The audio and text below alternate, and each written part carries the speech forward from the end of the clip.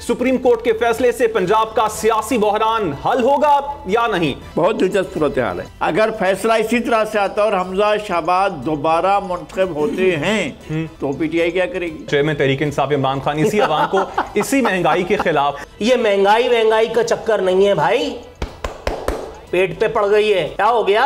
आम पाकिस्तानी के जहन में यही बात आती है कि पाकिस्तान जो है वो सबसे ज्यादा मकरूज होगा। आपके ऊपर इतने कर्जे नहीं हैं जितना दूसरे आपके पड़ोस के मुल्कों पर कर्जे हैं। हमारे यहाँ वो लोगों पर नहीं लगते हैं, ऊपर के हुक्मरान तबकों में बांट देते हैं और लोगों पर कुछ भी नहीं आता है। फारूक सत्तार हैं, उस पर मुत्तहदा एक बार फिर से मेहरबान नजर आती है। चक्कर क्या है? ये सिर्फ और सिर्फ जरूरतों की एडजस्टमेंट है और कुछ नहीं।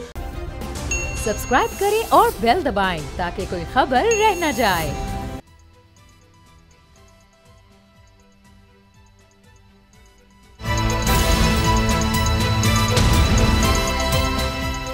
पता चला। अस्सलाम वालेकुम नाज़रीन, प्रोग्राम अब पता चला के साथ मैं हूं मोहम्मद कामरान। आज के प्रोग्राम में बात होगी सुप्रीम कोर्ट के फैसले से पंजाब का सियासी बहरान हल होगा या नहीं।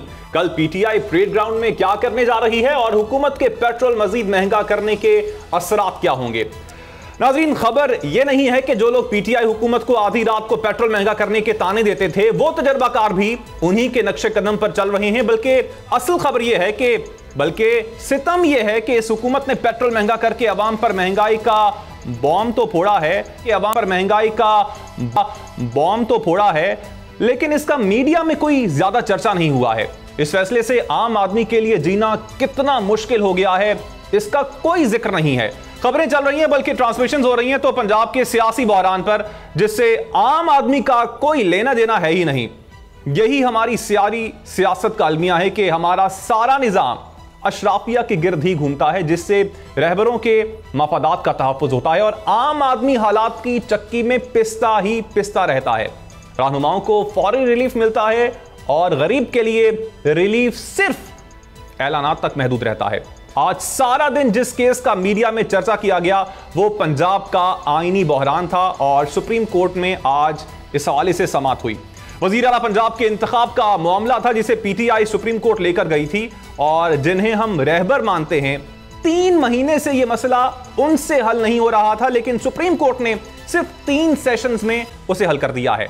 वजीर आला पंजाब के इंतखाब से मुतालिक पीटीआई की दरखास्त पर समाअत में चीफ जस्टिस ने रिमार्क्स दिए कि हुकूमती बेंचेस ऑपोजिशन का एहतराम करें। कौमी असम्बली में भी ऑपोजिशन ना होने से बहुत नुकसान हुआ है। अदालत ने तहरीक इंसाफ को 2 ऑप्शन दिए थे कि दिन में दोबारा इंतखाब पर मान जाए या फिर हमजा शहबाज को 22 जुलाई तक वजीर आला तस्लीम कर लिया जाए। अदालत ने फरीकैन से यह भी कहा कि अगर वो बाहमी रजामंदी नहीं चाहते हैं और वो रजामंद नहीं होते हैं तो फिर अदालत कानूनी फैसला देगी जिससे दोनों को नुकसान होगा। चौधरी परवेज इलाही ने हमजा को वजीर आला मानने पर इत्तफाक किया और बाद में पीटीआई क़यादत भी मुशावरत के बाद इसी बात पर राजी हो गई और अदालत ने इस हवाले से फैसला सुनाया जिसके मुताबिक हमजा शहबाज महदूद इख्तियारात के साथ वजीर आला पंजाब अब रहेंगे और वजीर आला का इलेक्शन 22 जुलाई को होगा। पकड़ धकड़ नहीं होगी, ये भी आला अदलिया की जानिब से अहकाम दिए गए और बाकी जो मामलात होंगे वो तहरीरी फैसला आने के बाद हमें पता चलेंगे। इसी हवाले से बात करेंगे। अहम सवाल अब यह है कि क्या अदालती फैसले के बाद पंजाब में जारी आईनी जो बहरान है वो मुस्तकिल तौर पर हल हो जाएगा। बात करने के लिए इस वक्त हमारे साथ मौजूद हैं, किसी तारुफ के मोहताज नहीं, लगारी साहब और नूरुल आरफीन साहब। आप दोनों का बहुत शुक्रिया। लगारी साहब, आपसे गुफ्तगू का आगाज करना चाहूंगा। चंद घंटे पहले ऐसा लग रहा था कि शायद इत्तफाक राय हो नहीं पाएगा, ताहम अब इत्तफाक राय तो हो गया है, लेकिन आप क्या समझते हैं? आईनी बहरान तो शायद हल हो गया है, क्या सियासी बहरान भी हल हो गया है? अचानक नजर आ रहा है, इस अचानक में भी पीछे से कोई पस मंजर में कुछ मौजूद था। चौधरी परवेज इलाही साहब ने जब तीसरी बार क्या कहना चाहिए पैंतरा बदला, पहले उन्होंने उनके वकील ने आकर कहा कि वो मान गए कि हमजा वज़ीर आला रहें, फिर उन्होंने खुद जाकर कहा कि नहीं भाई मैंने कब कहा है, फिर उसके बाद सुप्रीम कोर्ट में गया और सुप्रीम कोर्ट में पहले कहा कि नहीं मानता, फिर कहा कि मान जाता हूँ। तो लगातार मौके बदलते रहे, आखिर में जाकर ये तय हुआ कि 22 को 17 को इलेक्शन हो रहे हैं। 5 रोज़ के बाद पंजाब असम्बली का इजलास होगा और उसमें लीडर ऑफ द हाउस का इंतखाब किया जाएगा। बहुत दिलचस्प सूरत हाल है। अब पहले मुल्क बहरान का शिकार था, अब पीटीआई बहरान का शिकार होने जा रही है और संगीन बहरान का शिकार होने जा रही है। वो ये होगा कि कौमी असम्बली में तहरीक अदम एतमाद के कामयाब होने के बाद वो असम्बलियों में नहीं जा रहे। 22 जुलाई को अगर फैसला इसी तरह से आता और हमजा शहबाज दोबारा मुंतखब होते हैं तो पीटीआई क्या करेगी?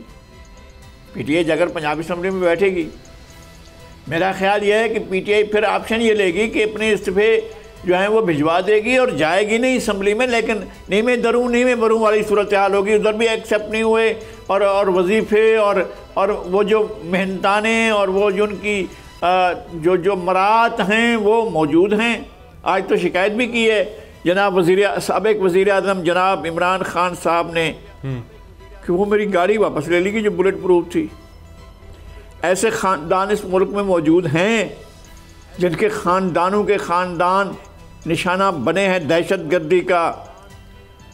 आपको याद होगा कि बशीर बिलोर को जलसे के दौरान बम से उड़ा दिया गया, फिर उसके चंद ही साल के बाद उनके बेटे को हारून को बम से उड़ा दिया गया, लेकिन उसके ख़ानदान ने कभी नहीं कहा कि जी हमारे लिए भी कोई बुलेट प्रूफ गाड़ी का बंदोबस्त किया जाए। ये खान साहब हैं, वो रियासत से कहते हैं हुकूमत को नहीं मानता, लेकिन बुलेट प्रूफ गाड़ी ज़रूर चाहिए मुझे। अच्छा नूरुल आरफीन साहब, आप फैसला आप देख चुके हैं 22 जुलाई को अब दोबारा से इलेक्शन होंगे वज़ीर आला के हवाले से।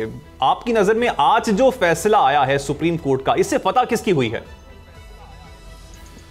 आपने इंट्रोडक्शन में जो कहा, मैं उस एक बात से इत्तेफाक करते हुए आपने फरमाया कि पूरा दिन इस पर ट्रांसमिशंस होती रहीं और असल अवामी मसला जो था उसकी तरफ लोगों की तवज्जो मबजूल नहीं होने दी गई। मीडिया भी दीदा व दानिस्ता इस एक बुराई में, इस एक गुनाह में शरीक रहा। मैं चाहता हूँ कि इस मौके पर आवाम से इज़हार यकजहती करते हुए कम अज़ कम मैं अपना ही कंधा पेश कर दूँ। मैं एक शुरुआत कर दूँ कि मैं इस मौके पर पंजाब असम्बली की सूरत हाल पर 3 हुर्फ बेचते हुए इस पर बात करने से इनकार कर दूं। मैं कम अज़ कम ये बात करूं कि भाई हमजा शहबाज गए तेल लेने, चौधरी परवेज़ इलाही गए वहीं जहां से वो आए थे, यानी एक लोगों की तरफ से कि जहां वो उठक बैठक के ऑर्डर देते हैं तो भी ये सियासतदानों को मानना पड़ता है। ये सब कठपुतलियाँ हैं, 5 लाख दफ़ा बता चुका हूँ। चौधरी परवेज़ इलाही में ना कोई हीरे मोतीलाल लगे, ना सामने वाले फरीक में यानी सुरखाब के पर लगे हुए। एक आदमी उस्मान बुज़दार जो था, अगर वो आ जाएगा तो भी पंजाब के अवाम की तकदीर नहीं बदलेगी। ये कौन मीडिया कवरेज के लिए क्यों कर रहा है, मैं इस पर भी रायज़नी नहीं करना चाहता। मैं तो ये पूछ रहा हूँ कि भाई कम अज़ कम हम अपने प्रोग्राम में ही अगर इस मौके पर, इस एक मुद्दे पर आवाम की मसीहाई का हक़ तो खैर क्या ही अदा करेंगे, मगर कम अज़ कम हम उनके गम में शरीक हो जाएं। हम पंजाब असम्बली पर 3 हुर्फ भेजते हुए कम अज़ कम, क्योंकि बात यह है कि जब कोई कुछ नहीं कर रहा तो आप तो पहला कदम उठाएं। सर टू माय डिफेंस मैं आपको बताना चलूं कि नहीं, आप अपना डिफेंस करेंगे, मैं आपकी डिफेंस की बात नहीं कर रहा। सर हम जरूर बात करेंगे, हम पेट्रोल के हवाले से भी आज के प्रोग्राम में बात करेंगे, लेकिन चूंकि अब ये 1 घंटा पहले की बात है तो हम इस पे, अगर ये बहुत टाइम पहले की बात होती तब तो हम यकीनन इस पे आगाज न करते, पेट्रोल से ही आगाज करते आज के प्रोग्राम का। लेकिन चूंकि ये 1 घंटा पहले की बात है, रनिंग न्यूज में आ रहा है, पेट्रोल वाली कल रात की बात थी, तो इसलिए हमने आगाज इससे कर लिया। हमारा 3rd सेगमेंट पेट्रोल के हवाले से ही है। अब थोड़ी सा जमहूरियत के हवाले से बात कर लेते हैं, क्योंकि कल भी हमने कल भी सर हमने जमहूरियत वाला क्लिप अभी तक चल रहा है। जमहूरियत के हवाले से कल भी हम बात कर रहे थे। आज अब देख लें, सियासतदान जो हमारे हैं, जब भी आपस में जो मसला पेश आता है तो पार्लियामेंट में हल नहीं करते हैं हम, और हम या तो पिंडी पहुंच जाते हैं या फिर आज इस सुप्रीम कोर्ट पहुंचे, लाहौर हाई कोर्ट पहुंचे, इससे पहले दीगर कोर्ट्स में उनमें पहुंच जाते हैं। दोबारा कीजिए। हाँ जी, हम या तो पिंडी पहुंच जाते हैं और या पिंडी पहुंच जाते हैं उसके बाद फिर ये सब कुछ होता है जो आपको नजर आ रहा है। तो हम लोग खुद ही, जो हमारे सियासतदान हैं, जो अवामी नुमाइंदगान हैं, वो खुद ही जमहूरियत को कमजोर करने के जिम्मेदार नहीं हैं। मुझसे अगर ये पूछ रहे हैं तो मेरी गुजारिश ये है कि ये दोनों जो गुज़श्ता रोज़ जिस अपील पर लाहौर हाई कोर्ट ने फैसला दिया और आज जिस पार्टी की अपील पर वो होता रहा है, तो वो उस पार्टी का नाम है पाकिस्तान तहरीक इंसाफ, और तहरीक इंसाफ के चेयरमैन ने 2018 के इलेक्शन से पहले लाहौर के जलसा-ए-आम में अल्लामा ताहिर कादरी के साथ इजहार यकजहती करते हुए और जनाब शेख रशीद की इत्तबा में पार्लियामेंट पर और असम्बलियों पर लानत भेजी थी, और अब उन्होंने मामलात को पार्लियामेंट में तो हाल ही नहीं करते, पार्लियामेंट में बैठे नहीं है ना, पार्लियामेंट में वो बैठते नहीं है, मानते नहीं हैं वो पार्लियामेंट को। पार्लियामेंट पिछली पार्लियामेंट में छोड़ गए थे और 5-6 महीनों के बाद वापस आ गए थे और खामोशी से आकर बैठ गए थे। वो तो ख्वाजा आसिफ की नज़र पड़ गई थी तो वो बोल उठे थे कोई शर्म होती है, कोई हया होती है। तो अब जो है ये असम्बली में तो आ नहीं रहे हैं, और छोटी मोटी तादाद नहीं है, अच्छी खासी तादाद है। वो टफ टाइम दे सकते हैं हर लेजिस्लेशन में, हर मौके पर, और हर मौके हम भी ये नहीं करते हैं कि जो हुकूमत करती जा रही हम भी तालियां बजाएं। हम नहीं तालियां बजा रहे हैं, हमें मालूम है कि हुकूमत जो है वो इतने गलत काम कर रही है कि उसको पकड़ा जाना चाहिए, और ये अपोजिशन की वो है, जिम्मेदारी है कि वो इनको पकड़े। अपोजिशन अपने मामलात को खुद उठाकर ले जाती है और ऐसे ऐसे ऐसे फ्लास छोड़ देती है कि हमारे पार्लियामेंट की बात करने वाले लोग और हमारे पार्लियामेंट के ज़रिए इक़्तिदार में आने के ख्वाहिशमंद और आए हुए लोग वो खुद पार्लियामेंट को इतनी तौक़ीर देते हैं कि पार्लियामेंट में एक आइन का आर्टिकल के तहत कार्रवाई हो रही है, उसको एब्रोगेट करते हुए, सबवर्ट करते हुए और उसको अबाइंस में रखते हुए, उसे सस्पेंड करते हुए वो पूरी कार्रवाई को जो है लपेट कर पार्लियामेंट के मुंह पर दे मारते हैं और कहते हैं ये हमारा इस्तेकाक है क्योंकि हम स्पीकर हैं। और आइन का तकाजा ये है कि आइन को जहां भी, जिस जगह भी जो भी एब्रोगेट कर रहा हो, सबवर्ट कर रहा हो, अबाइंस में रख रहा हो या सस्पेंड कर रहा हो, तो हर उस आदमी की जिम्मेदारी है जिसने आइन के तहत हल्फ उठाया है, चाहे कोई भी है, कि वो फिर मैदान में आ जाए और उसके खिलाफ जंग करे जिस आदमी ने आइन को एब्रोगेट किया है। हमने तमाशा बना दिया आइन का भी, पार्लियामेंट का भी, हर चीज़ का तमाशा बना दिया। हम हाथ बांध कर चले जाते हैं और जाकर सुप्रीम कोर्ट के आगे खड़े हो जाते हैं। जाहिर है जब आ गए हैं तो फरियादी तो क्यों ना सुना जाए।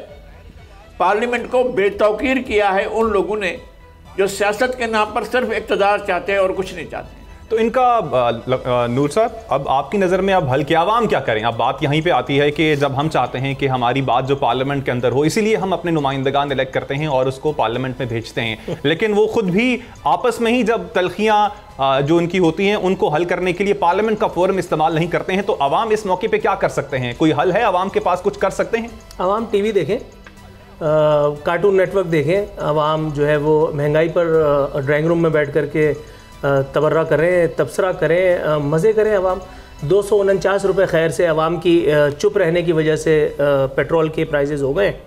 थोड़ा सा और चुप रहो, इंशाल्लाह 349 तक भी जाएगा। कुछ और चुप रहो, 449 पे जब जाएगा तब पता चलेगा, तब आवाम को पता चलेगा।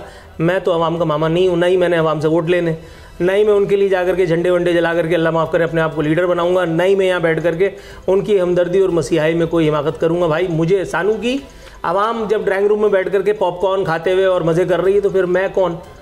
लेकिन अब बात यहाँ पे आती है, कल फिर अब निकाल तो रहे हैं ना चेयरमैन तहरीक इंसाफ इमरान खान इसी आवाम को इसी महंगाई के खिलाफ कल वो एहतजाज करने जा रहे हैं। महंगाई के खिलाफ? इसी महंगाई के खिलाफ, महंगाई के खिलाफ तो जब उस दौरे इक़्तिदार में आपका कैमरा जाता था फौरन और माइक सामने होता था तो उन्होंने खुद फरमाया था कि ये मीडिया दरअसल कसूरवार है। एक आदमी जो पहले ही जला भुना है, आप उसको माइक देते हैं तो वो अपनी फ्रस्ट्रेशन निकालता है। ये तो बुरी बात थी। आज ये बात अच्छी कैसे हो गई? और ये हुब्बे अली नहीं है, ये 2,00,000% बुग़्ज़े मुआविया है। ये महंगाई का चक्कर नहीं है भाई, पेट पे पड़ गई है। क्या हो गया? जमहूरियत वो है कि जिसमें मैं पिच पे खड़ा होकर के बैटिंग कर रहा हूं, आप बॉलिंग कर रहे हैं तो जमहूरियत है। आपकी बैटिंग जैसे ही आई वैसे ही मैंने चीखना चिल्लाना शुरू कर दिया, नहीं नहीं नहीं नहीं मैं नहीं खेल रहा। ये है, क्या हो गया? कल भी मैंने आपको जमहूरियत की कंप्लीट डेफिनेशन समझाई थी। पाकिस्तानी काइंड ऑफ जमहूरियत यही है। नवाज शरीफ अगर वजीर आजम है तो नून लीगियों के लिए जमहूरियत है, इमरान खान वजीर आजम है तो यूथियों के लिए जमहूरियत है, पीपल्स पार्टी का कोई वजीर आजम है, सदर है, स्पीकर है, फलाना फलाना तो जियालों के लिए जमहूरियत है। और अगर ऐसा नहीं है तो ये बदतरीन अमरियत है। फिर इस्टेब्लिशमेंट को तोप के दहाने पे खड़ा करके और तमाम इल्जामात इस्टेब्लिशमेंट पे लगा दो, क्योंकि तमाम आज तक सन 47 से आज तक सब बुरा इस्टेब्लिशमेंट ने किया है। और ये जो इक़्तिदार के जमहूरियत के चाचे मामे, इन्होंने तो मुल्क को पेरिस लंदन बना दिया है। इनके अपने बच्चे जाकर के किसी के ऑक्सफोर्ड से पढ़ते हैं, किसी के फलाने से, किसी के ठिकाने से। एक आम आदमी का बच्चा पीले स्कूल में पढ़ने से चला गया। मैं ये इस किस्म की किसी हिमाकत का इर्तिकाब नहीं करना चाहता। ये जमहूरियत नहीं है, ये कंप्लीट सिस्टमैटिक फ्रॉड है। ये फ्रॉड है। आप हर 3 महीने पे 6 महीने पे इलेक्शन कराएं, कोई फर्क नहीं पड़ता। आप बैठ करके अपने घर में तमाशा देखते रहिए और यहां मुझसे कहिए मैं गला छीलूं। लगारी साहब, अब कल चेयरमैन तहरीक इंसाफ इमरान खान साहब रावलपिंडी से रैली लेकर निकलने का इरादा रखते हैं और परेड ग्राउंड में कल इस्लामाबाद में जलसा होगा। अब NOC जिस तरह से जारी किया गया है वो भी मशरूत, आप क्या समझते हैं हुकूमत जो है वो घबराई हुई है? हुकूमत घबराई हुई क्यों होगी? हुकूमत को क्या, एक आदमी जो 25 से पहले आसमान पर उड़ रहा था, उसकी परवाज़ जो थी वो इतनी बुलंद थी कि लोगों को नज़र ही नहीं आ रही थी और वो समझ रहे थे कि जनाब ये पूरे के पूरे 22 करोड़ लोगों को लेकर इसी तरह प्रवास करता रहेगा। और जब क्या नाम है, राना सनाउल्लाह ने उनको ज़मीन पर ले आए और उनको फिर जिस तरह से चलना सिखाया कि ऐसे चला जाता है और इस तरह से मार्च किया जाता है। और फिर ये कि जो आप कह रहे थे कि जनाब वो 40 लाख आएंगे, जब 40 लाख को उन्होंने 40,000 से भी कम कर दिया, 40,000 से भी कम कर दिया, तो फिर पता चला कि नहीं भाई असल जगह पर आ गए। उस वक्त से लेकर आज तक वो तो पीछे की तरफ जा रहे हैं, आगे की तरफ तो नहीं जा रहे हैं।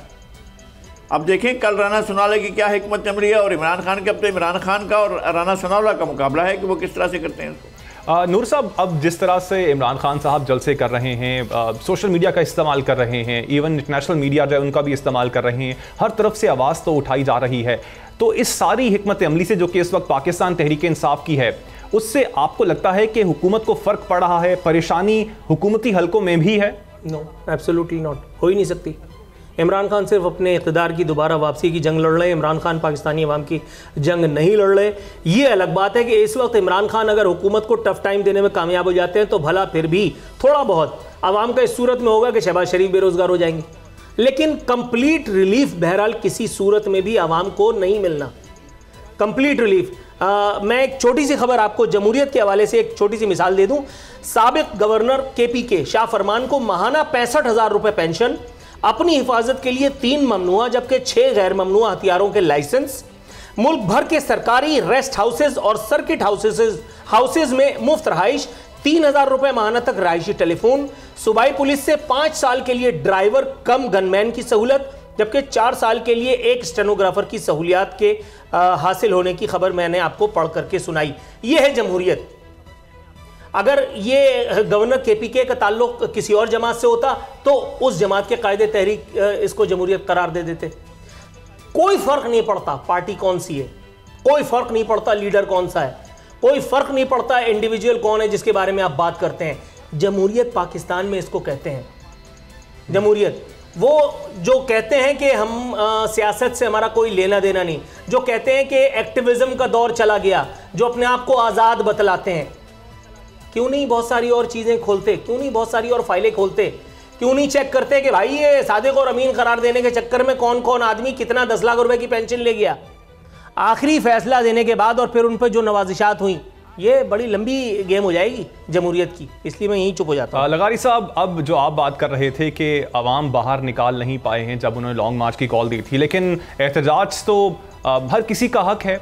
अब जिस तरह से एहतजाज को रोकने की कोशिश की गई, शेल फायर किए गए, जो एहतजाजी जहाँ जहाँ पे शहरों में धरने दिए जा रहे थे वहाँ पर जिस तरह से जुल्म किया गया उन पर, तो उसके बाद तो ऑफ कोर्स लोगों ने घरों में जाना ही था। जाने तो प्यारी होती ही हर किसी को, but the thing is that के अवाम को बाहर निकालने की कोशिश तो की गई और ये गिला भी किया गया चेयरमैन तहरीक इंसाफ की जानिब से कि हमने आपके एहतजाज में कभी रखना डालने की कोशिश नहीं की और जब हम एहतजाज कर रहे हैं तो आप रखना डालने की कोशिश कर रहे हैं। और यही कुछ कल के हवाले से भी सुना है, प्लानिंग में है कि जलसा नहीं करने दिया जाएगा और उनको जितना हद तक मुमकिन होगा रोका जाएगा। देखें, बहुत तफसील से आरफीन साहब ने आपको जमहूरियत के, जो हमारे यहाँ जमहूरियत राज है, उसके तरीक़ेकार और समरात के बारे में बताया है। मैं इस बात के हक़ में हूँ कि अवाम के पुरअमन एहतजाज के हक़ में किसी किस्म की रुकावट नहीं डाली जानी चाहिए। जहाँ भी अवाम असम्बल होते हैं, किसी भी जगह पर होते हैं और पुरअमन हैं, तो उनको उसके अख्तियार है कि वो वहाँ जमा हों और वहाँ पर उनको एहतजाज करने का भी हक है। लेकिन अवाम के लिए कौन निकल रहा है? अवाम की बात कौन कर रहा है? अवाम के राइट्स की बात कौन कर रहा है? कोई जाकर पूछता है कि हमारे मुल्क के अंदर जेलों की क्या हालतें हैं? कोई जाकर देखता है कि हमारे मुल्क के देहात के अंदर जहां बिजली नहीं है, जहां पर गैस नहीं है, जहां पर पानी नहीं है, वहां लोग किस तरह से ज़िंदगी गुजारते हैं? कराची में सैकड़ों, मैं तो हज़ारों भी कह सकता हूँ, कच्ची आबादियाँ अनप्लान बनी हुई हैं। कभी जाकर पूछा है आपने कि वो लोग किस तरह रहते हैं? हशरातुल अर्ज़ की तरह रहते हैं, इंसानों की तरह नहीं रहते हैं। और आम आदमी की कोई बात करने वाला नहीं है। कोई आदमी ऐसा नहीं करता है कि जाकर पूछे तो सही, यार आप किस इंसान हो? अल्लाह ने आपको बतौर इंसान शायद वो उनको पैदा देख भी नहीं सकता। मुझे ब्रेक का कहा जा रहा है। ब्रेक से नाज़रीन जब वापस आएंगे तो हम कुछ पेट्रोल के हवाले से बात करेंगे। टर्म यूज करते हैं हम पेट्रोल बॉम्ब की, लेकिन अब तो ऐसे लगता है कि पेट्रोल का एटॉमिक बॉम्ब गिरा दिया गया है। 250 रुपये तकरीबन कीमत हो चुकी है फी लीटर पेट्रोल की। इस हवाले से बात करेंगे इस ब्रेक के बाद। आप हमारे साथ रहिएगा।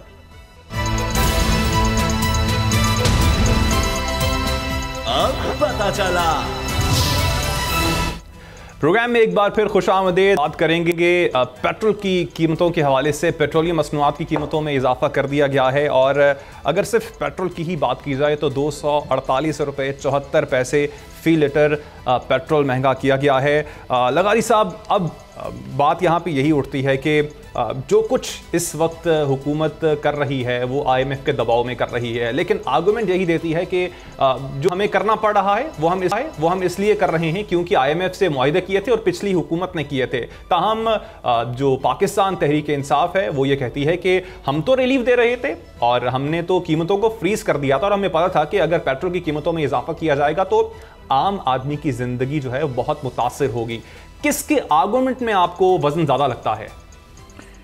दोनों का आर्गूमेंट तो इलॉजिकल है, लेकिन बात यह है कि ये किसने कहा है कि ओगरा तजवीज़ देता है और वज़ीर आज़म उस समरी की मंजूरी देता है? एकदम हम पहले भी अर्ज़ कर चुके हैं कि भाई ऐसा नहीं होता है। मालकान जो हैं, ये जो ऑयल कंपनियां हैं, इनके मालकान बैठते हैं, आपस में बैठकर तय करते हैं, अपना मुनाफे का मार्जिन रखते हैं और ठीक ठाक मुनाफे का मार्जिन रखते हैं और आलमी मार्केट को देखते हैं और फिर कीमतों को तयन करके उनको बता देते हैं कि भाई इतनी कीमतें बढ़ानी हैं और वो बढ़ा देते हैं। इमरान खान ने जब फ्रीज की थी उस वक्त भी इन कंपनियों का कोई इतना बुरा नुकसान नहीं होता। जब नुकसान होता है तो फ़ौरन कारोबार बंद कर देते हैं, हड़ताल पर चले जाते हैं। पिछले साल चले गए थे ना हड़ताल पर 2020 में, और कहा था जी हम कारोबार नहीं करते हैं। हालांकि वो दुनिया कह रही थी भाई आओ मुफ्त में उठा कर ले जाओ, उस वक्त तैयार नहीं थे लाने के लिए, इसलिए कि भाई कौन जाए मुफ्त लेने के लिए। इससे तो लोगों को सहूलत आ जाएगी और लोग इसके आदी हो जाएंगे।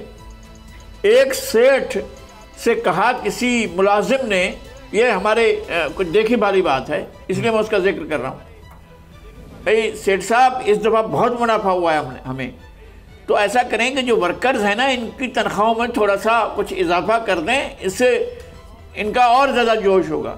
और नहीं कुत्तियाँ नो आदत पाई जाएगी, ये था सेठ का जवाब। तो लोगों को सहूलत देने का इनका मतलब ये होता है कि आम आदमी जो है उनको आदत पड़ जाएगी सहूलत की, उनकी गर्दन के ऊपर बोझ रखा रहना चाहिए, ये होता है इनका फैसला।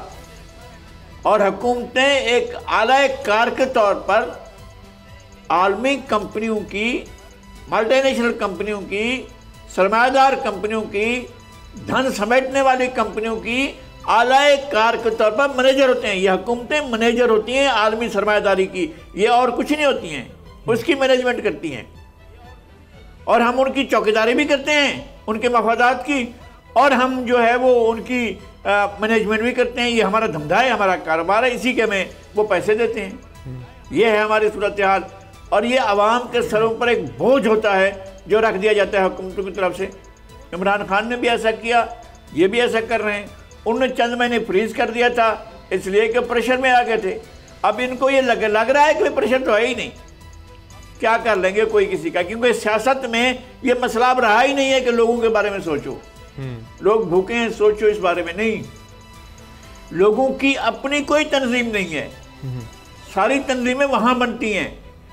जब मिलिटेंसी किसी को दी जाती है तो भी ये तय होता है, वहाँ पर तय होता है कि भाई मिलिटेंसी इसके हवाले की जाएगी, मिलिटेंसी का नजरिया इसी को दिया जाएगा, इंतहा पसंदी का नजरिया इसको दिया जाएगा, फाशिज्म का नजरिया इसको दिया जाएगा, जमहूरियत के नाम पर दादागिरी का नजरिया इसको दिया जाएगा, और फिर हम इस तरह कारोबार चलाएंगे, लोगों को नहीं आने देंगे, लोगों के मसले की तरफ बात ही नहीं करेंगे और लोगों को बेयार मददगार छोड़ देंगे, लोगों को बेयार मददगार छोड़ दिया गया। अच्छा नूर भाई, आप ऐसे कौन से आपको आर्गुमेंट में वजन लगता है? दूसरा एक और नैरेटिव ये भी चल रहा है कि अमेरिका हमारी मदद कर सकता है, उसके लिए $2-4 बिलियन इतनी बड़ी बात नहीं है, ट्रिलियंस ऑफ डॉलर हमारे पड़ोस में लगा सकता है, $2-4 बिलियन दे के हमें रिलीफ भी तो फराम किया जा सकता है। सऊदिया से वो कह सकता है, उनके लिए $5-7-8 बिलियन कौन सी बड़ी बात है, लेकिन ये सब एक प्लानिंग के तहत किया जा रहा है, क्योंकि इसराइल को तस्लीम करने के हवाले से। और 2-3 बातें हैं, एक को तो हम डिस्कस भी नहीं कर सकते इस वक्त टेलीविजन पे, उस हवाले से बातें हो रही हैं। तो आप इस नैरेटिव में भी वजन देखते हैं कि हमें रिलीफ दिया जा सकता है, लेकिन ये सब प्लानिंग के तहत हो रही हैं चीजें?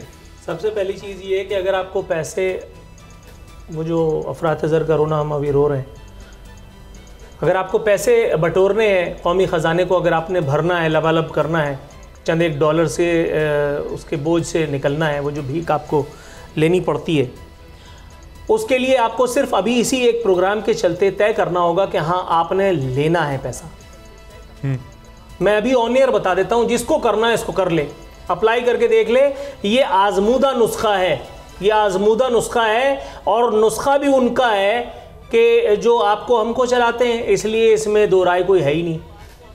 जिन लोगों पे केसेस हैं, अब समझ लिए किन लोगों पे केसेस हैं, इसका मतलब है कि तमाम क़यादत, ठीक है, जिन लोगों पे केसेस हैं, जिन लोगों के नैब के मामलात थे, जिन लोगों ने करप्शन किए है, जिन लोगों ने हराम खाया है, अभी इस वक्त तय कीजिए, अभी इस वक्त जिस तरह से सऊदी शाह ने किया था, सऊदी वली अहद ने अपने चचा तक को पकड़ करके और उसने हाथ बांध करके बिठा दिया था होटल में, ठीक है, जब तक नहीं छोड़ूंगा जब तक पैसे वापस नहीं मिल जाते। मिल गए? नहीं मिल गए। और आप क्या कर रहे हैं? आपने एक को सिक्योरिटी के लिए 10 मोबाइल्स दिए, आपने एक को सिक्योरिटी के लिए बम प्रूफ गाड़ी दी है, एक को आपने सिक्योरिटी के लिए, एक को सलामी के चबूतरे पे खड़ा रखा है। अबे उतार लो, वहीं से उतार लो और वहीं से उतार करके बैरिक में पहुंचा दो। अगर 10-15 दिन के अंदर अंदर जो आप बता रहे हैं वो हदफ मुकर्रर ना, वो जो हासिल ना हो गया, तो आप मेरी जान को रोइएगा। ये पैसे बटोरना कोई हुकूमतों के लिए इतना बड़ा मसला काम थोड़ी है। ये सुपर टैक्स, डुपर टैक्स, उसके ऊपर टैक्स लगा रहे हैं ना, बेशर्मी और बेहयाई के साथ लगा रहे हैं ना। इसका मतलब है कि ये अवाम और अवाम को रिलीफ इनका मसला नहीं था। ऐसा ही है, ये है जमहूरियत। और अब अवाम को पता चल जाना चाहिए कि ये जो जमहूरियत का स्वांग हर 5 साल बाद उनके साथ रचाया जाता है, अपने ही मनमाने लोगों के को सामने पेश करके, ये जमहूरियत उनके मसाइल का हल नहीं है। ये वाली जमहूरियत, दुनिया में जो जमहूरियत मौजूद है, जो राइज है, वो पाकिस्तान में कभी नहीं आ सकती, ना ही सूट करती है आपको। आपको आदत पड़ी है धक्के खाने की, आपको आदत पड़ी है मार खाने की, आपको वो सूट भी नहीं करेगी। आपको ये टाइप की जमहूरियत लूली लंगड़ी सूट करती है। तो पाकिस्तानियों को भी ये देख लेना चाहिए कि इमरान खान के दौर में ये सब गला फाड़ फाड़ करके चिल्ला रहे थे कि गरीब मर गया, और अब इनको शर्म भी नहीं आ रही। अब इनको शर्म भी नहीं आ रही। आप बयान सुने, शहबाज शरीफ कह रहे हैं अवाम को लोड शेडिंग से निजात दिलाने के लिए सर तोड़ कोशिशें कर रहे हैं। अगर शहबाज शरीफ किसी गरीब आदमी के सर चढ़ गए या हत्थे लग गए तो वो सर तोड़ नहीं, पता नहीं क्या क्या कुछ तोड़ देगा। इतनी ढिठाई से झूठ बोल रहे हैं कि आदमी हैरान हो जाता है कि यार ये कौन सी दुनिया का आदमी है। एक और बयान है, पिछली हुकूमत ने सस्ती गैस खरीदी होती तो इतनी बुरी माशी सूरत हाल न होती। यह भी वजीर आजम का बयान है। एक और बयान है, वो कह रहे हैं कि इमरान खान के फैसलों का नुकसान अवाम को उठाना पड़ रहा है। ये विफाकी वज़रा है। इमरान खान के पूरे दौरे इक़्तिदार में हम नवाज शरीफ और शहबाज शरीफ और आसिफ जरदारी और फलाने की करप्शन को रोते रहे। उनसे जब सवाल होता था वो कहते थे पिछले वाला चोर, उससे पहले वाला डाकू था। तो अब अवाम को ये समझ लेना चाहिए कि ये लूली लंगड़ी जमहूरियत ये उनके किसी काम की नहीं है। मैं फिर दोबारा कोट करता हूं, जनरल मुशर्रफ जैसे डिक्टेटर में अवाम अपनी हालत देखें और आज के दौर में अवाम अपनी हालत देखें। उस डिक्टेटर के दौर में कराची में स्कैनिया बसेस, बड़ी बड़ी बसेस, अंडरपासेस, तरक्की का एक सफर शुरू हुआ, और यहां इस एक जमहूरी सो कॉल्ड दौर में आपको चिंची रक्षाओं से लाकर के बांध दिया है इन जमहूरी डाकुओं ने। अब सोच लीजिए कि आपको क्या करना है।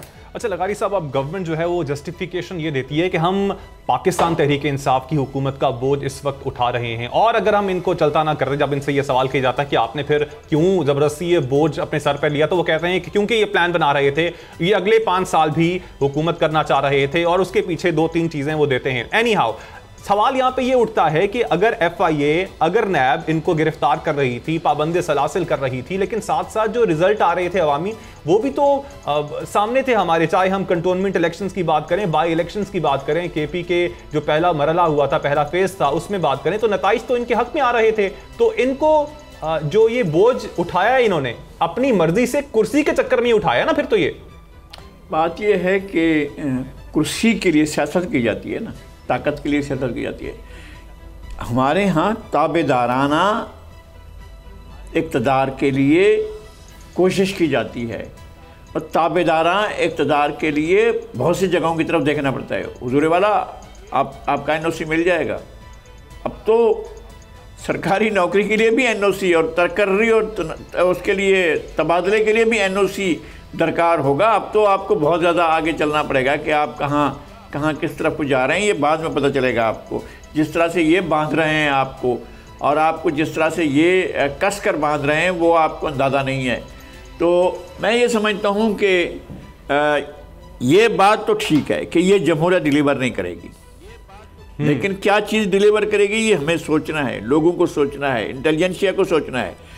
मैं फिर कहता हूँ नूरुल आरिफीन को सोचना है। के बारे में वैसे आपका क्या ख्याल है? मेरी गुजारिश है, मैं ये कह रहा हूँ नूरुल आरिफीन को सोचना है, और लोगों को, ठीक है हमने एक बंद खड़ा कर दिया कि ये तो जमहूरियत नहीं चलेगी, नहीं चल सकती। अब क्या चलेगा? हम लोगों को कहते हैं कि भाई और कोई चीज़ नहीं, चलो उठो सारे, मरना ही तो है।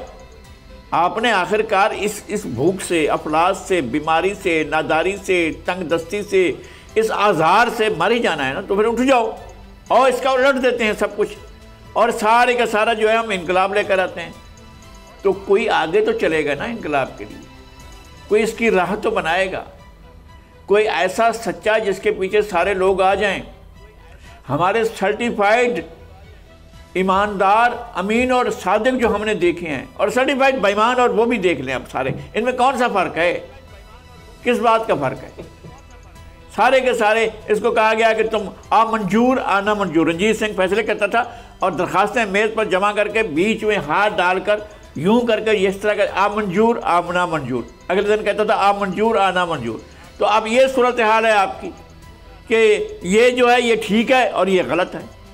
भाई गलत भी गलत है और ठीक भी गलत है, आपका कोई चीज़ ठीक नहीं है। और अभी जो इन्होंने इशारे तन में बताया है कि वो पारसा जो उखाड़ पछाड़ करते हुए आराम से चले गए हैं, उन्होंने क्या क्या किया है कोई सोचे तो सही।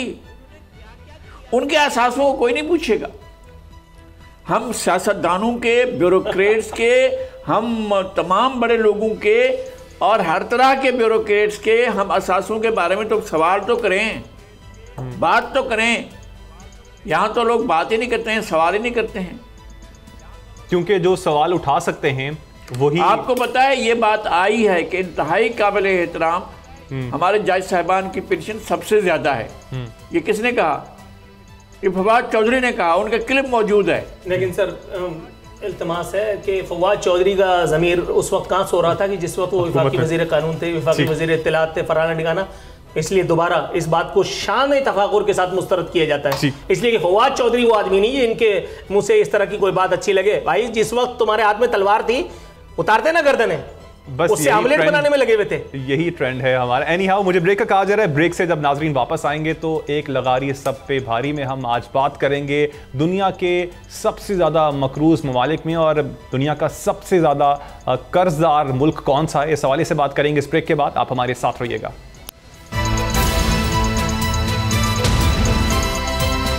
अब पता चला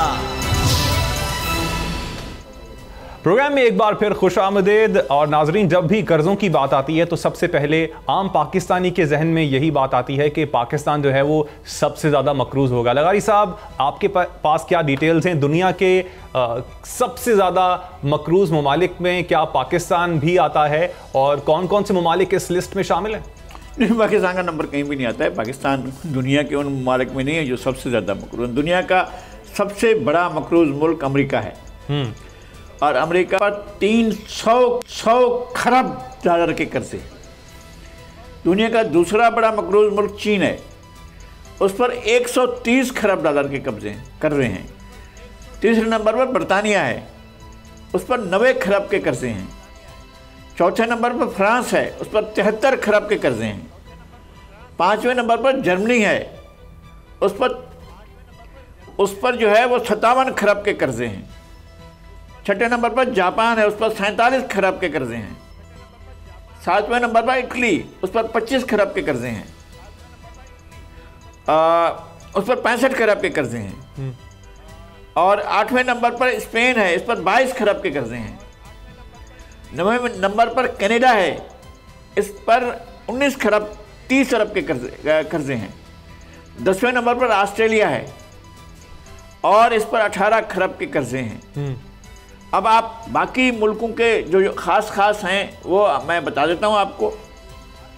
इंडिया पर 615 अरब डॉलर के कर्जे हैं और कतर पर 166 अरब डॉलर के कर्जे हैं। तुर्की पर 444 अरब डॉलर के कर्जे हैं। मुत्तहिदा अरब इमारात पर 220 अरब डॉलर के कर्जे हैं। बांग्लादेश पर 78.4 अरब डॉलर के कर्जे हैं और पाकिस्तान पर 122 अरब डॉलर के कर्जे हैं। और दुनिया में एक मुल्क ऐसा भी है, यहाँ हमारे मशरक़ बैद में ब्रुनाई दुनिया का एक ऐसा मुल्क है जिस पर $1 का कर्जा भी नहीं। तो ये है कर्जों की सूरत हाल। शुमाली कोरिया एक ऐसा मुल्क है जिस पर सिर्फ शुमाली कोरिया, जिसको कहते हैं फेल हो गया है भाई, ख़त्म हो गया है और ख़त्म हो रहा है, बस देखना कुछ नहीं है उसके पास, वो अमेरिका को डायरेक्ट धमकियां भी देता रहता है और उसके साथ अमेरिका भीगी बिल्ली की तरह जाता है, जाकर डोनाल्ड ट्रंप उसके साथ मुलाकात भी करता है। उस पर सिर्फ 5 अरब डॉलर का कर्जा है शुमाली कोरिया पर। तो जो इस बड़ी सरमायादारी के बड़े चक्कर में हैं उनके ऊपर कर्जे भी बड़े रखे हुए हैं। आपके ऊपर इतने कर्जे नहीं हैं जितना दूसरे आपके पड़ोस के मुल्कों पर कर्जे हैं, लेकिन आपके कर्जे खर्च नहीं होते हैं। दुनिया लेती है तो खर्च भी होते हैं ना। हमारे यहाँ वो लोगों पर नहीं लगते हैं, वो हम ऊपर के हुक्मरान तबकों में बांट देते हैं और लोगों पर कुछ भी नहीं आता है। इस पर फिर बात करेंगे। जाहिर है आपने आरफीन नामा मैंने भी सुनना है। जी जी। और कर्जों के हवाले से यही है कि हम कर्जे लेते हैं पिछले कर्जों का सूद उतारने के लिए और फिर नए कर्जे भी चढ़ जाते हैं। नाज़रीन, नेक्स्ट सेगमेंट की जानिब बढ़ते हैं। आरफीन नामा में आज हम कुछ बात करेंगे डॉक्टर फारूक सत्तार के हवाले से। आरफीन भाई, जो फारूक सत्तार हैं उस पर मुत्तहिदा एक बार फिर से मेहरबान नज़र आती है। चक्कर क्या है? नज़रिया ज़रूरत पेट का, रोज़ी रोटी का मामला है। मुत्तहिदा एक मरतबा फिर फारूक सत्तार पर मेहरबान हुई है। वो फारूक सत्तार जो अब तक बच्चों की बर्थडे पार्टीज़ पर या अकीक़े पर जा कर के और तस्वीरें खिंचवाने के और गाना गाने के काम में आ रहे थे, वही फारूक सत्तार जिनकी मर्ज़ी से कई वजारतों में पत्ते भी हिला करते थे, ट्रांसफ़र प्रमोशंस वगैरह भी हुआ करती थी, जो राब्ता कमेटी की सबसे एक अहम पोजीशन पर भी फायज़ थे, जो खुर्शीद बेगम मेमोरियल हॉल में बैठ करके और बाकायदा कराची को चलाने या बंद करने के फ़ैसले सादर किया करते थे। ये उरूज व ज़वाल भी फिर हमने उनका देखा।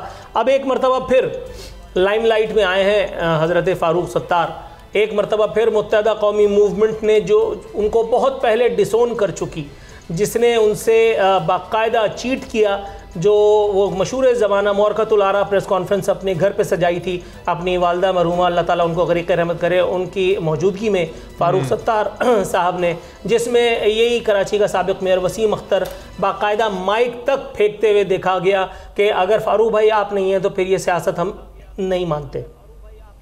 उसके बाद चश्मे फलक ने यह नज़ारा भी दिखाया कि 2 मुल्लाओं में बल्कि कई गैर मुल्लाओं में मुर्गी जो है वो हराम हो गई। बिल्कुल फ़ारूक सत्तार से किनारा कशी कर ली गई। फ़ारूक सत्तार अपनी कोई तंजीमी बहाली कमेटी फलाना चलाते फिर रहे थे, जिसमें फ़ारूक सत्तार के अलावा ख़ुद फ़ारूक सत्तार और डॉक्टर फ़ारूक सत्तार और फिर फ़ारूक सत्तार शामिल थे। इसमें कोई और दूसरा फ़र्द जो है वो शामिल नहीं था। NA 245 के ज़िमनी इलेक्शन के लिए मुत्तहिदा कौमी मूवमेंट ने उनको पेशकश की है, बल्कि फ़राग़ दिलाना पेशकश की है कि आप ये इंतखाब पतंग के निशान पर लड़ें और हमारे साथ पार्टी में दोबारा वापसी की राह को हमवार कर लें। इनिशियली फ़ारूक सत्तार साहब ने शर्त लगाई थी कि जी आप जो है वो मुझे इंडिविजुअल कैपेसिटी में एक इंडिपेंडेंट उम्मीदवार के तौर पर सपोर्ट करें और उसके बाद फिर ये देखा जाएगा। रावियान रिवायत का कहना है कि फ़ारूक सत्तार साहब ने मामले को बनते देख करके एक और अब मामला पेश कर दिया, एक और शर्त लगाई है। उन्होंने कहा है कि ठीक है, अगर आप चाहते हैं कि मैं पार्टी में वापस आऊँ तो मैं पार्टी में आऊँगा, लेकिन मैं इस एक नशिस्त के बदले मैं पार्टी में कोई एक पोजीशन, कोई एक अहम तंजीमी पोजीशन जो है वो उन्होंने डिमांड की है। इस एक मामले के लिए डॉक्टर खालिद मकबूल सिद्दीकी सुनाए के रख्ते सफ़र बांध रहे हैं। एक इत्तला के मुताबिक वो मिल भी चुके हैं, लेकिन अभी तक हजरत मुकरते नज़र आ रहे हैं। जो कुछ भी हो, लेकिन ये तो तय है कि ये सब मामला NA 245 के लिए हो रहा है। इसमें फ़ारूक सत्तार कहीं नहीं है, इसमें फ़ारूक सत्तार की वो पोजीशन कहीं नहीं है, इसमें उनके सुरखाब के पर कहीं नहीं है जो उनमें अचानक से निकल आए हैं। ये सिर्फ़ और सिर्फ ज़रूरतों की एडजस्टमेंट है और कुछ नहीं, वगरना यही फ़ारूक सत्तार थे। आप अभी YouTube खंगालिए, आपको मुत्तहिदा कौमी मूवमेंट की top brass including Aamir Khan, including इस वक्त के वजीर Faisal Sabzwari and all that, उन लोगों के तौहीन आमेज़ भी बयानात जो है वो मिल जाएंगे। आपको ज़्यादा तरद्दुद नहीं करना पड़ेगा। इन द मीन टाइम एक इंतहाई अहम खबर कराची वालों को मैं देता चलूँ, उसका MQM से भी ताल्लुक कहीं ना कहीं से निकल आएगा। कराची से टैक्स वसूली के तमाम साबका रिकॉर्ड्स टूट गए। कराची से टैक्स वसूली के रिकॉर्ड टूटते हुए हदफ 14 खरब रुपए था और टारगेट किया गया है, जितना लिया गया है वो है 16 खरब, यानी महज 2 खरब। 2 खरब बहुत होता है, ये महज नहीं होता, ये इन्वर्टेड कॉमास में महज होता है। तो कराची वाले ज़रा आप देख लीजिए कि ये जो जमहूरियत है, ये MQM टाइप की, ये दीगर जमातें जो MQM को टिश्यू पेपर की तरह से इस्तेमाल करती आई हैं, इस जमहूरियत ने उनको क्या दिया? उनकी पल्ले से 14 खरब के बजाय 16 खरब रुपए चले गए। और आपका हाल, अगर मैं गलत कह रहा हूँ भाई तो मुझे माफ़ करना, आने वाले कुछ दिनों में आगे पीछे बंगाल के जैसे ही है। आपको इस वक्त मिल क्या रहा है? आपको इस 16 खरब के एवज में मिल क्या रहा है? आपको सेहत आम्मा की सहूलियात मिल गई हैं, आपको साफ पानी की सहूलियात मुयस्सर हैं, आपको इलाज मुआवजे की सहूलियात मुयस्सर हैं, आपको इंसाफ आपके दरवाजे पर नहीं, खज्जल होने के बाद आपको इंसाफ मुहैया किया जाता है। आपको ये सारी चीज़ें अगर तो मिल रही हैं तो भाई मेरा मशवरा है अगले साल थोड़ा सा और बेवकूफ़ी दिखाना, थोड़ा सा और मेहनत करना, इस 14 खरब 114 खरब बना करके और इस सरकार को, इस सो कॉल्ड डेमोक्रेसी को वापस करना, ताकि इसका बदला वो आपसे और फिर इंशाअल्लाह ताला अच्छी तरह से ले, क्योंकि जमहूरियत बेहतरीन इंतकाम है। बहुत शुक्रिया नूरुल आरफीन साहब आपके वक्त का। नज़ीर लगारी साहब आपने वक्त दिया, आपका भी बहुत शुक्रिया। नाज़रीन, मुझे मोहम्मद कामरान को आज के प्रोग्राम से दीजिएगा इजाज़त। अल्लाह के बाद